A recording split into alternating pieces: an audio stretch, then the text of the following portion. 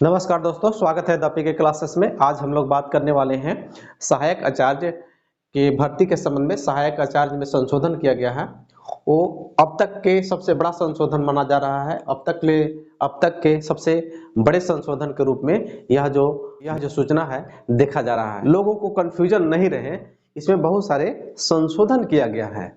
इस वीडियो के माध्यम से मैं आपको बतलाने वाला हूं कि 1 to 5 में बीएड की क्या स्थिति होगी, बीएड वाले बाहर जाएंगे कि उनको जो फॉर्म भर लिए हैं रखा जाएगा, सीटेट वालों के लिए क्या प्रावधान किया गया है इस सूचना में। इसके अलावा है कि आपको सिलेबस और क्वालिफिकेशन में क्या बदलाव किए गए हैं, ऑनलाइन पोर्टल पुनः कब खुलेगा, इसके संबंध में पूरा मैं बात करने वाला हूं। यदि आप हमारे चैनल पर नए हैं तो चैनल को सब्सक्राइब कर दीजिए और बेल आइकन की घंटी को दबा दीजिए। चलिए हम बात करते हैं, बिना उलझे हुए स्टेप बाय स्टेप आपको हम बात करते हैं। मैं जो भी चीज बता रहा हूं आपको यहाँ पर नोटिफिकेशन को लगा दूंगा, जो अभी सूचना निकला हुआ है उस सूचना को लगा दूंगा ताकि आप को कोई कंफ्यूजन ना रहे। उस सूचना को भी आप देखते चलिए कि क्या इसमें सही हुआ है संशोधन की नहीं हुआ है। तो चलिए पॉइंट बाय पॉइंट हम देखते हैं। सबसे पहले हम क्वालिफिकेशन की बात करते हैं, शैक्षणिक योग्यता की बात करते हैं कि इसमें शैक्षणिक योग्यता में क्या क्या सुधार किया गया है, शैक्षणिक योग्यता में क्या क्या बदलाव किया गया है। सबसे पहले इसको हम देखते हैं। इसी में बहुत सारे छोटा छोटा चीज आएगा, आपको समझते चलना है, ठीक है। सबसे पहले हम बात करते हैं इंटरमीडिएट प्रशिक्षित सहायक आचार्य, जो 1 to 5 के नाम से भी जाना जाता है कि 1 to 5 वाले लोगों के लिए क्या क्वालिफिकेशन पहले था और अब क्या बदलाव किया गया है। देखिए, हम पहले बात करेंगे कि पहले क्या क्या प्रावधान था जिसमें नोटिफिकेशन निकला। 10+2 + 50%। न्यूनतम शैक्षणिक योग्यता की मैं बात कर रहा हूँ। ऐसा नहीं है कि 10+2 कह दिए तो लोग जो ग्रेजुएट हैं, जो पीजी हैं, जो पोस्ट ग्रेजुएट हैं, वो कहेंगे कि तब मैं तो पोस्ट ग्रेजुएट हूँ। मैं न्यूनतम शैक्षणिक योग्यता की बात कर रहा हूँ कि पहले क्या था।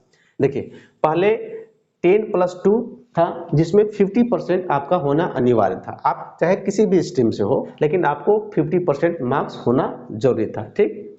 इंटर में 50% कम हो तो ग्रेजुएशन, हाँ, इंटर में यदि 50% से कम था, कोई विद्यार्थी के इंटर में 50% से कम मार्क्स था तो वह ग्रेजुएशन के आधार पर, यदि ग्रेजुएशन वह किया है तो ग्रेजुएशन के आधार पर वह फॉर्म को भरा था, वो फॉर्म को अप्लाई किया था। इसके अलावा 2 ईयर टीचर ट्रेनिंग, 2 साल के टीचर ट्रेनिंग, चाहे जिस नाम से वो जाने जाते हो, तो 2 ईयर टीचर ट्रेनिंग था। और इसमें या बीएड वाले भी थे, 2 year teacher training plus BEd था।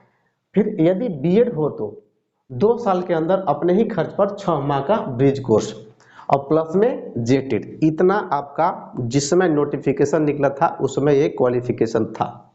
अब इसमें क्या बदलाव किया गया है वो समझिए, ठीक है। देखिए, 10+2 + 50% ठीक है। मिनिमम क्वालिफिकेशन 1 to 5 के लिए +2 और उसमें 50% चाहिए। इंटर में यदि नहीं है तो उसमें भी, यदि ग्रेजुएशन इंटर में 50% नहीं था तो ग्रेजुएशन चाहिए। लेकिन अब इसमें क्या कर दिया गया है, इसमें भी एक संशोधन किया गया है। और यदि ओबीसी, एससी, एसटी कैटेगरी या आदिम जनजाति की जो कैटेगरी है, इसमें भी छूट दिया गया है इस नोटिफिकेशन में, इस सूचना में। अब 2024 में जो निकाला गया है इसमें भी छूट दिया गया है शैक्षणिक योग्यता में भी, ठीक है। कहा गया है कि यदि इनके पास 50% नहीं पूरा रहा है, वे इंटर पास है और 50% नहीं पूरा रहा है तो कोई बात नहीं है, हम इनको 5% ग्रेस देते हैं। यानी 45% भी है आपका इंटर में और आप ओबीसी हैं, आप एससी हैं, आप एसटी हैं, तो आप इस फॉर्म को अप्लाई कर सकते हैं, आप इस पोस्ट के लिए एलिजिबल हैं, ठीक है। और आदिम जनजाति के लिए 7% इसमें आरक्षण दिया गया है।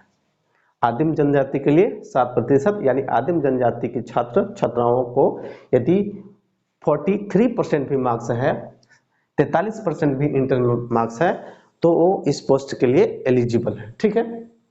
इसके अलावा 2 ईयर टीचर ट्रेनिंग तो रहेगा ही, और यहाँ पे आपको बीएड को हटा दिया गया है। जैसा कि आपने सुप्रीम कोर्ट के आदेश को देखा होगा, हाल ही में सुप्रीम कोर्ट का आदेश आया था कि बीएड वालों को 1 to 5 में नहीं रखा जाएगा। तो जो बीएड के स्टूडेंट 1 to 5 में अप्लाई किए थे उनकी एप्लीकेशन स्वतः रद्द समझी जाएगी, स्वतः निरस्त समझी जाएगी। यदि वे एग्जाम भी देते हैं तो नौकरी में वे नहीं आ पाएंगे सुप्रीम कोर्ट के आदेशानुसार। क्योंकि अभी आप लोगों ने देखा कि बिहार सरकार में भी फॉर्म भरवाया तो गया था, लोग परीक्षा भी दिए थे, लेकिन बिहार सरकार यह कह के उन सभी परीक्षार्थियों का आवेदन को रद्द कर दिया कि सुप्रीम कोर्ट का आदेश है कि 1 to 5 वाले विद्यार्थियों को, बीएड वाले को 1 to 5 में नहीं रखना है। आपने इस चीज को समझा कि बीएड को हटा दिया गया, 1 to 5 से बीएड को हटा दिया गया। ठीक है, इसमें ब्रिज कोर्स करने के बाद कहा गया था, यदि बीएड था तो ब्रिज कोर्स करने के बाद तो बिल्कुल इस चीज को हटा दिया गया, इस चीज को इस संशोधन में डिलीट कर दिया गया है, इसको रखा ही नहीं गया है। ब्रिज कोर्स के कोई कहीं बात नहीं है, बीएड के कहीं कोई बात नहीं है, सिर्फ है टीचर ट्रेनिंग की बात है, चाहे वह जिस नाम से जाना हो, लेकिन वो 2 ईयर टीचर ट्रेनिंग होना चाहिए। इसके अलावा विशेष शिक्षा में जो शिक्षक प्रशिक्षण किए हुए हैं वो भी इस फॉर्म को अप्लाई करेंगे। इसके बाद ये जेटेट तो अनिवार्य ही था, जेटेट तो होना ही था, इसमें जेटेट अनिवार्य किया गया था। अब इसमें क्या जोड़ दिया गया है, सी टेट को भी जोड़ दिया गया है। ये सूचना में बिल्कुल स्पष्ट जिक्र किया गया है, ये मौखिक नहीं है, ये वर्बल नहीं है, आपको सूचना में स्पष्ट जिक्र कर दिया गया है आयोग के द्वारा। इसमें बहुत सारे छोटे छोटे संशोधन किए गए हैं जो आपको देखना बहुत जरूरी है। चलिए, सीटेट यदि जेटेट हैं तो भी भर सकते हैं, सीटेट यदि क्वालिफाइड हैं तो भी भर सकते हैं। या आपको ध्यान ये बात रखना होगा, यहाँ ध्यान रखने वाली बात यह है कि फॉर्म भरने के तिथि तक, जिस समय आप फॉर्म भर रहे हैं उस तिथि तक ये सारी क्वालिफिकेशन आपके पास होना चाहिए। सीटेट का हाल फिलहाल में रिजल्ट आ चुका है, तो अभी जो सीटेट पास किए हैं उन विद्यार्थियों के पास बहुत बड़ा मौका है। आपको पोर्टल जल्द खुलने वाला है, पोर्टल की मैं बात आगे करूंगा। पोर्टल जैसे ही खुलेगा आप अप्लाई जरूर कीजिएगा। तो सीटेट में क्या कंडीशन कर दिया गया है कि सीटेट वैसे लोग भरेंगे जो झारखंड के निवासी हो, झारखंड के जो निवासी हैं और सीटेट क्वालिफाई हैं वो भर सकते हैं, या वे झारखंड के पड़ोसी राज्य से टेट पास किए हुए हैं, पड़ोसी राज्य से टेट पास किए हुए हैं वो भी भर सकते हैं, सीटेट वाले भी भर सकते हैं। लेकिन कंडीशन यही होना चाहिए कि आप झारखंड के निवासी हो और आप झारखंड के स्थानीय आपके पास होना चाहिए। ये आपका हो गया 1 to 5 में, इतने सारे संशोधन किए गए हैं। इस आपको कोई उलझने की जरूरत नहीं है, एकदम सिंपल सा बात समझ लीजिए कि 50% यहाँ रखा गया था मिनिमम क्वालिफिकेशन, तो इसको मिनिमम क्वालिफिकेशन तो आपका 10+2 रहेंगे और 50% को भी कम कर दिया गया है, SC ST वाले के लिए 5% और आदिम जनजाति के 7%। बीएड को इसमें हटा दिया गया है, सीटेट को जोड़ दिया गया है, पड़ोसी राज्य के टेट को जोड़ दिया गया है, लेकिन झारखंड का निवासी होना चाहिए। अब ये रही 1 to 5 की बात, अब ये 1 to 5 समझ गए होंगे। अब चलते हैं 6 to 8 की बात हम करते हैं। अब 6 to 8 की बात करते हैं कि 6 to 8 की क्वालिफिकेशन में क्या संशोधन किया गया है, क्या बदलाव किया गया है। देखिए, 6 to 8 को 3 कैटेगरी में बांटा गया था, अभी भी वही रखा गया है। गणित एवं विज्ञान, सामाजिक विज्ञान और भाषा को 3 कैटेगरी में बांटा गया है। यदि आप गणित और विज्ञान कैटेगरी में फॉर्म अप्लाई करते हैं तो आपके पास मिनिमम क्वालिफिकेशन 3 ईयर डिग्री होना चाहिए, 3 साल के ग्रेजुएशन होना चाहिए मिनिमम। अब किसी के पास 4 साल भी है तो भी चल सकता है, और इसके साथ ही बीएससी होना चाहिए। ठीक है, बीएससी होना चाहिए, प्लस में बीएड भी होना चाहिए और प्लस में टेट भी होना चाहिए। यहाँ देखिएगा 50% लिख दिया है, तो 50% आपको बीए में 50%, बीएससी में आपको 50% होना चाहिए। ये पहले की बात मैं कर रहा हूँ, बीएड में 50% होना चाहिए। इसके अलावा टेट का सर्टिफिकेट होना चाहिए। ये आपका क्वालिफिकेशन था। और सब्जेक्ट की मैं बात करूं तो देखिए, गणित, भौतिकी, रसायन शास्त्र, वनस्पति विज्ञान, प्राणी विज्ञान, इसमें से यदि कोई आपका ऑनर्स हो तो आप गणित और विज्ञान में फॉर्म को अप्लाई कर सकते थे। इतना बात पहले के बात था। ठीक है, अब इसमें क्या संशोधन किया गया है एक बार फिर देख लीजिए। अब इसमें संशोधन किया गया है कि इसमें आपको टेट तो रहेंगे ही, इसके अलावा यदि आप टेट के अलावा यदि सीटेट हैं तो भी आप अप्लाई कर सकते हैं फॉर्म को। बस यही नियम है, सीटेट होना चाहिए, झारखंड के निवासी होना चाहिए, या पड़ोसी राज्य से भी आप टेट किए हुए हैं तो आप एलिजिबल हैं। 50% के बाद कहा गया, या क्वालिफिकेशन में 50% के बाद कहा गया है, तो यहाँ भी आपको डिस्काउंट मिलने वाला है 5% और 7%। ये जो मैं बताया हूँ, यहाँ भी आपको वही डिस्काउंट मिलने वाला है, वही छूट मिलने वाला है, ठीक है। लेकिन इसमें इतने विषय के अलावा और विषय को भी शामिल किया गया है। पहले तो इतना विषय था, लेकिन अब कहा दिया गया है कि अभियांत्रिकी यदि है, इसके अलावा यदि आप अभियांत्रिकी से प्रतिष्ठा किए हैं,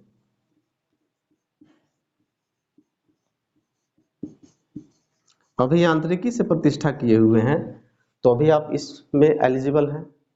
पहले लोगों का क्वेश्चन आता था कि हम इंजीनियरिंग किए हुए हैं तो क्या शिक्षक बन सकते हैं? हाँ, लेकिन आपके पास टेट और बीएड का सर्टिफिकेट होना चाहिए। ये तो आपका ऑनर्स हो गया, ये आपका ऑनर्स हो गया, लेकिन आपको ऊपर वाला जो डिग्री है वो सभी डिग्री होने चाहिए, ठीक है। अभियांत्रिकी सब्जेक्ट को भी इसमें शामिल कर दिया गया है, प्रौद्योगिकी को भी शामिल कर दिया गया है,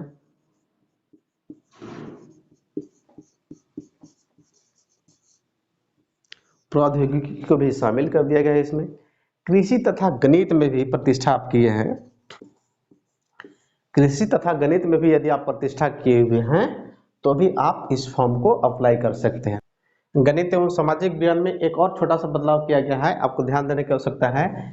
जैसे कि आप 3 ईयर के आपको डिग्री होना चाहिए, ग्रेजुएशन होना चाहिए। इसके अलावा आपको प्लस टू में पीसीएम यानी फिजिक्स केमिस्ट्री मैथ के अलावा बायो और जियोलॉजी सब्जेक्ट में से आपको इन सब्जेक्ट में से physics chemistry math biology geology में से कोई 2 में आपको पास होना अनिवार्य है।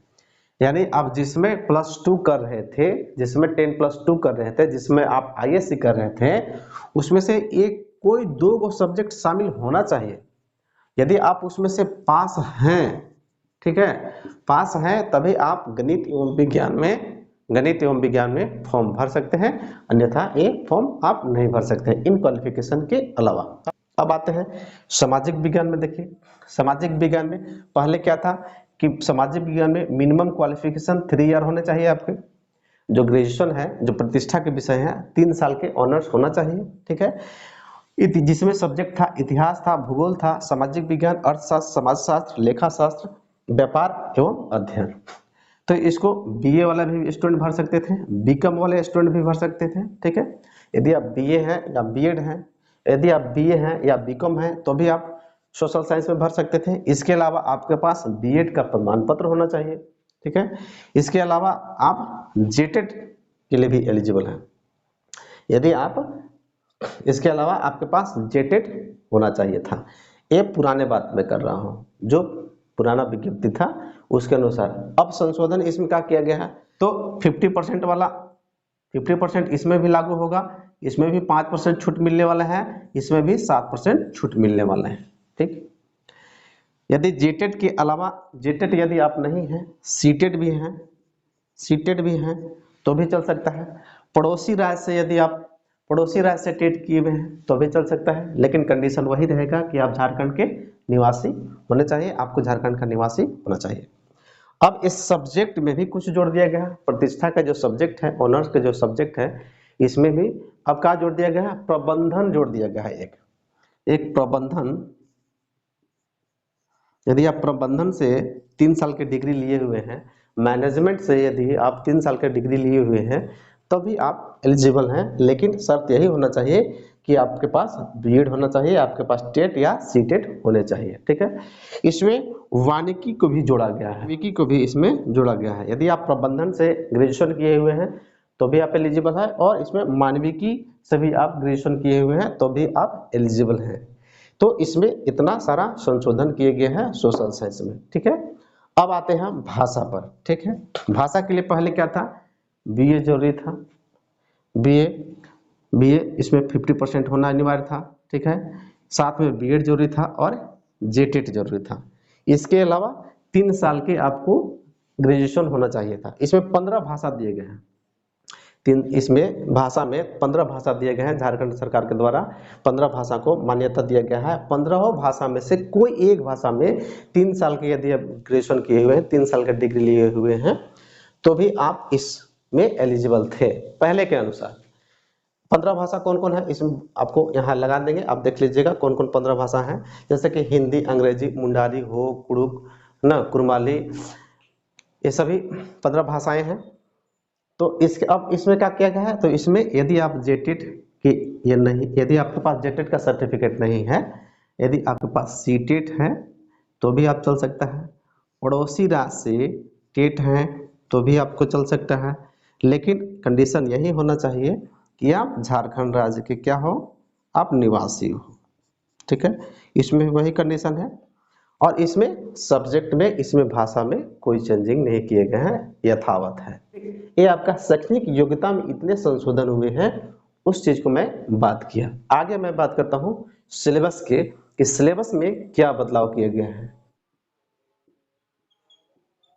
यानी सिलेबस ये आपका 1 to 5 हो गया, 1 to 5 का एक सिलेबस है, ये 6 to 8 का सिलेबस है। ठीक है, अब इसमें कुछ चेंजिंग किया गया है। कहाँ चेंजिंग किया गया है, ध्यानपूर्वक देखिए, आपको समझ में आएगा। देखिए, जैसा कि पत्र 1 था, पत्र 2 था, पत्र 3 था। सिलेबस 1 to 5 के लिए पत्र 1 में था माध्यमिक परीक्षा के अनुरूप मातृभाषा, जिसमें था हिंदी, अंग्रेजी, संस्थाली, मुंडारी, हो, खड़िया, कुड़ुक, कुरमाली, खोरठा, नागपुरी, पंचपरगनिया में से कोई एक, आपको इसमें से कोई एक भाषा लेना था।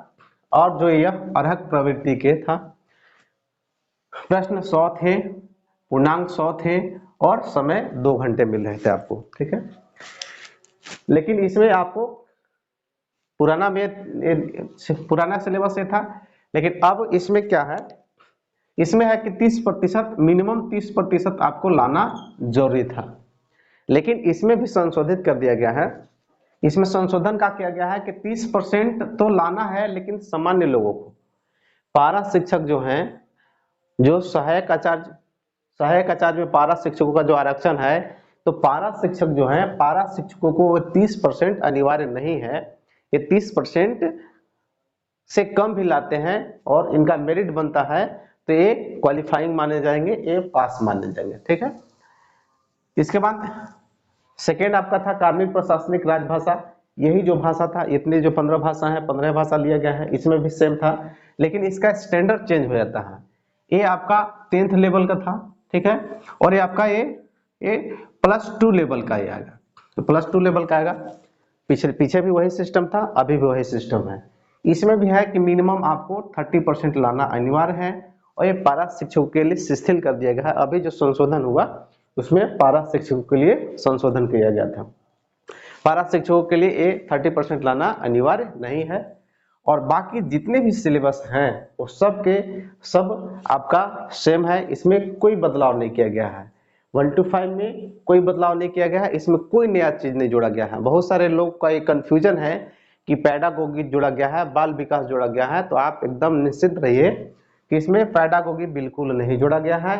आपका पेपर 3rd में सामान्य ज्ञान एवं समसामयिकी है, रहेंगे जितने मार्क्स का था, जितने पूर्णांक का था वो रहेंगे, इसमें कोई चेंजिंग नहीं।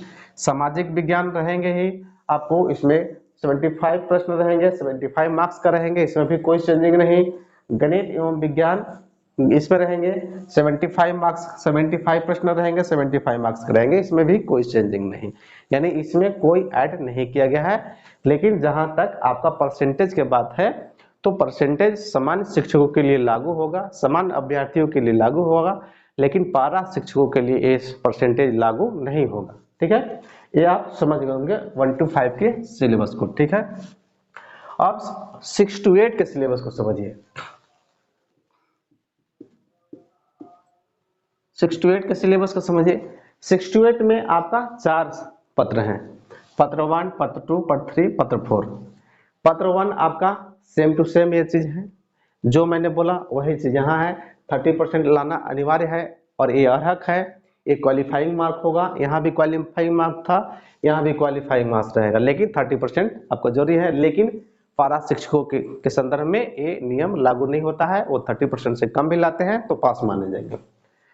पत्र 2 की बात करें तो जो सेम यहाँ जो पत्र 2 है इसमें भी वही पत्र 2 है, इसमें भी कोई चेंजिंग नहीं है।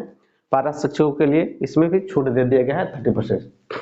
अब इसमें देखिएगा समसामयिकी एवं सामान्य ज्ञान में भी 100 प्रश्न है, 100 पूर्णांक है, 2 घंटा के हैं, इसमें भी कोई बदलाव नहीं किया गया है।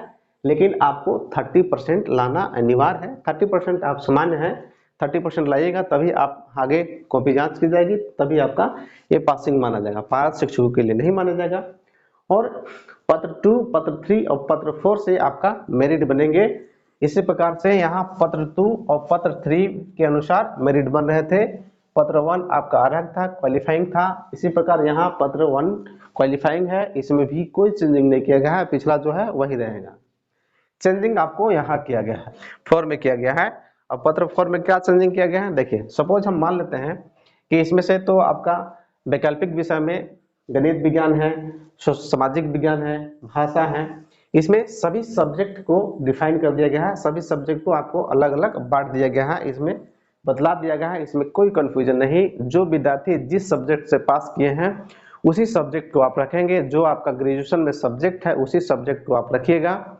इसके अलावा आप सोशल साइंस से पास हैं तो सोशल साइंस में ही रखेंगे, आप साइंस से पास है तो साइंस में ही जाएंगे, आप भाषा से पास है तो भाषा में ही जाएंगे। ये बिल्कुल ये स्पष्ट कर दिया गया है। और तो जो अभी के जो सूचना है 15/2/2024 की जो सूचना है उसके माध्यम से बिल्कुल स्पष्ट कर दिया गया है कि आप जिस भाषा में टेट क्वालिफाइंग है, जिस भाषा में आप सीटेट क्वालिफाइंग है उसी में आप जाइएगा, उसी सब्जेक्ट से आप जाइएगा। लेकिन इसमें क्या गया है कि इतिहास, भूगोल, पॉलिटिकल साइंस, व्यापार, अकाउंट, ये सब हमने उदाहरण के तौर पर लिया है सोशल साइंस के सब्जेक्ट के। तो इसमें से कोई आपको 3 सब्जेक्ट चुनना था, जो आपका ग्रेजुएशन सब्जेक्ट है उसमें से आप 3 सब्जेक्ट चुनिएगा और तीनों में आपको 30% मार्क्स आना अनिवार्य है। 30% लाइएगा तभी आप क्वालिफाइंग समझिएगा, इसमें कोई कंफ्यूजन मत रखिए। और बहुत सारे कंफ्यूजन है कि सर इसमें से टोटल हमको 30% लाना है, तो उतना आप कहे दिमाग लगा रहे हैं, उतना यदि आप दिमाग लगाइएगा तो 30% में दिमाग लगाइएगा तो 30% से कम आएगा। आप कोशिश कीजिए कि हर सब्जेक्ट में 3 हम कोई भी सब्जेक्ट ले रहे हैं, 3 जो विषय हम ले रहे हैं उसमें हायर मार्क्स लाने का हम कोशिश करेंगे, हायर मार्क्स लाने के प्रयास करेंगे, तभी आपको सफलता मिलेगी। क्योंकि कंपटीशन आपको अभी बढ़ गया है, सीटेट को आने से कंपटीशन आपका बढ़ गया है, इसलिए आप जितना मेहनत करेंगे वो आपके लिए फायदेमंद होगा। ठीक है, अब प्रश्न संख्या 180 रहेंगे, आपका पूर्णांक 180 और समय इसमें 3 घंटा दिया जाएंगे। इसी तरह से वैकल्पिक सब्जेक्ट जो आपका सब्जेक्ट है साइंस, सोशल साइंस, आर्ट्स है, भाषा की बात करें तो भाषा में बिल्कुल सेम टू सेम है, जो पुराना है वही आपका भाषा में है, भाषा में कोई चेंजिंग नहीं किए गए हैं। ये तो हुई सिलेबस की बात। अब हम बात करते हैं कि इसमें जो अभी सूचना है उसमें 2 फॉर्मेट दिए गए हैं, परिशिष्ट क और परिशिष्ट ख दिए गए हैं। जैसा कि आपको यहाँ लगा देंगे परिशिष्ट क और परिशिष्ट ख। तो परिशिष्ट क देखिएगा तो स्वच्छता प्रमाण पत्र है। जब जो पारा शिक्षक हैं एग्जाम में आप क्वालिफाई कीजिएगा, आपका मेरिट बनेगा, आपका सिलेक्शन हो जाएगा, तब आपसे स्वच्छता प्रमाण पत्र मांगा जाएगा। और स्वच्छता प्रमाण पत्र का ये फॉर्मेट आपको दिया गया है। स्वच्छता प्रमाण पत्र क्या होते हैं ये आपको विस्तार पूर्वक जानना है तो आप कमेंट कीजिएगा, आपको हम बता देंगे स्वच्छता प्रमाण के पत्र क्या होते हैं। इसके बाद आपको परिशिष्ट ख दिखाई दे रहे हैं, परिशिष्ट ख देखिएगा तो परिशिष्ट ख इसमें है अनुभव प्रमाण पत्र। अनुभव प्रमाण पत्र वो भी पारा शिक्षक को ही जमा करना है। जब आप क्वालिफाइंग हुए, जब आपका मेरिट बनेगा, जब आपका नौकरी लगेगा, उसमें डिमांड किया जाएगा कि आप अनुभव प्रमाण पत्र लाइए। तो ये फॉर्मेट दिया गया है, फॉर्मेट बिल्कुल स्पष्ट है, कहाँ कहाँ क्या भरना है, किसे साइन करवाना है, ये आपका अनुभव पत्र होगा। फिर आप देखिएगा कि सूचना के अंतिम लाइन में लिखा गया है कि आपको पोर्टल रीओपन जल्दी किया जाएगा, आपको जल्दी ही खोला जाएगा। तो पोर्टल किसके लिए रीओपन होगा? क्या जो भर दिए हैं उसके लिए रीओपन होगा कि जो नहीं भरे हैं उसके लिए रीओपन होगा, और क्या होगा? इसमें आपको हम क्लियर कर दें कि जो लोग फॉर्म अप्लाई कर चुके हैं, जो लोग फॉर्म भर दिए हैं, सीटेट वालों को भी मौका मिला था और पहले से तो लोग भर ही दिए थे, तो उनको फॉर्म भरने की आवश्यकता नहीं है। जो लोग फॉर्म भर दिए हैं उनको फॉर्म भरने की आवश्यकता नहीं है। जो बाद में जो सब्जेक्ट जोड़े गए हैं, जैसे कि इंजीनियरिंग हो गया, प्रौद्योगिकी हो गया, मैनेजमेंट हो गया, ये सब्जेक्ट जो जोड़े गए हैं, वैसे कैंडिडेट भी तो बीएड किए हुए हैं, वैसे कैंडिडेट भी तो फॉर्म भरना चाहेंगे, तो उनके लिए रीओपन होगा। और एक आप बात जान जाइए कि यदि आपका फॉर्म में बहुत ज्यादा गड़बड़ हो गया है तो आपको हम सलाह देते हैं कि आप फॉर्म फिर से भी भर सकते हैं। क्योंकि इसमें आपका पुराना विज्ञप्ति में स्पष्ट लिखा गया है कि आप कितना फॉर्म भरिएगा, लेकिन आपका जो लास्ट में जो फॉर्म भरिएगा वही फॉर्म आपका माना जाएगा। तो उसके अनुरूप यदि आपको गलती हो गया है, गड़बड़ हो गया है फॉर्म में, आप तब भरिए, अन्यथा आप रिस्क नहीं उठाइए। और बाकी विशेष जानकारी लेना है तो आप आयोग के हेल्पलाइन नंबर पर भी आप संपर्क कर सकते हैं। यदि और भी कोई आपको कंफ्यूजन है, कोई दिक्कत है, तो आप मुझे कमेंट में लिखिए, आपके प्रश्न को जवाब देने के प्रयास करेंगे। मिलते हैं अगले वीडियो में, तब तक धन्यवाद।